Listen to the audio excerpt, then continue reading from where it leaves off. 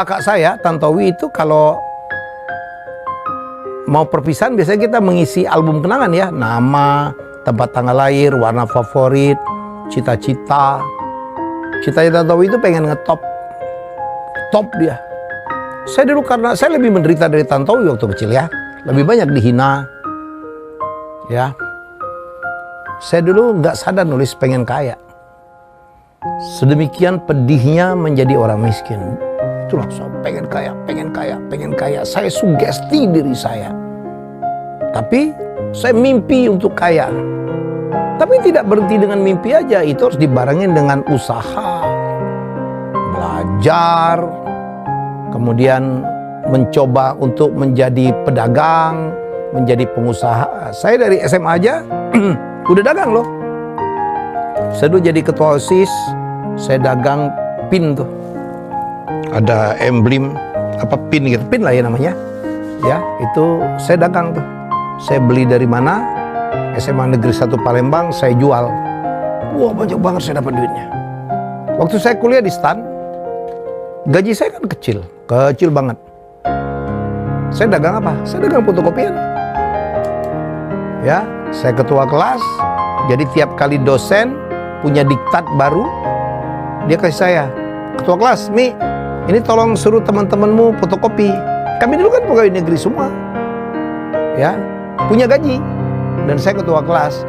Saya tuh bisa ya, waktu itu, hey, siapa yang mau minta mau fotokopi ini, silakan tanda tangan di daftar absen. Mereka tanda tangan, artinya mereka setuju.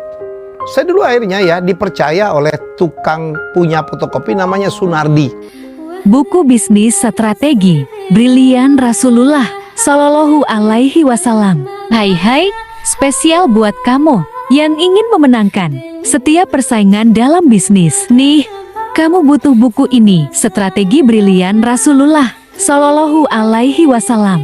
Memenangkan setiap persaingan bisnis. Buku ini membahas tuntas ke-99 strategi yang bisa kamu terapkan dalam bisnismu. Dan siap-siap kamu akan mendapatkan keuntungan setelah membaca buku ini. Yuk, buruan update strategi bisnismu dengan strategi Brilian Rasulullah. Jangan lupa klik keranjang kuning.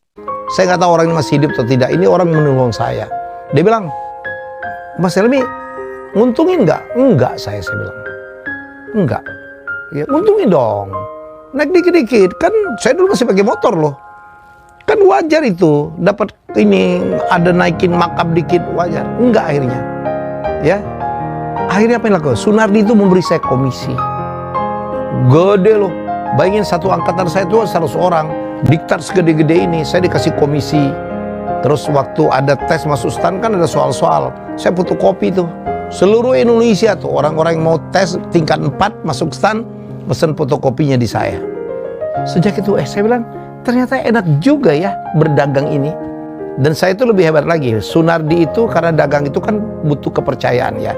Jadi kamu tidak mungkin bisa sukses kalau kamu tidak dipercaya orang, tidak dipercaya oleh klien, tidak dipercaya oleh pembeli, tidak dipercaya oleh supplier. Saya dulu, saking saya bisa dipercaya, itu Pak Sunardi itu bayarnya belakang loh. Bayarnya belakang pada saat teman-teman saya udah gajian dan saya potong langsung tuh ke juru bayar gaji. Ya, dan dari sana saya baru setorkan. Saya punya modal. Itulah awal yang membuat saya akhirnya bisa menjadi pengusaha seperti ini. Karena dari umur berapa ya, itu 20 awal, itu 21 ya, saya masih kuliah di STAN, saya udah menjadi pengusaha.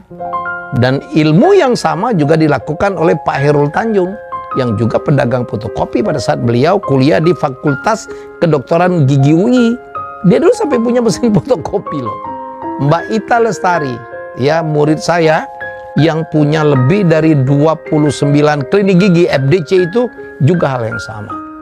Jadi, nah ini juga sekaligus memberikan inspirasi menurut saya, kalau kita mau merubah nasib, jadi dari orang miskin menjadi kaya, mau nggak mau itu adalah menjadi pengusaha, menjadi entrepreneur.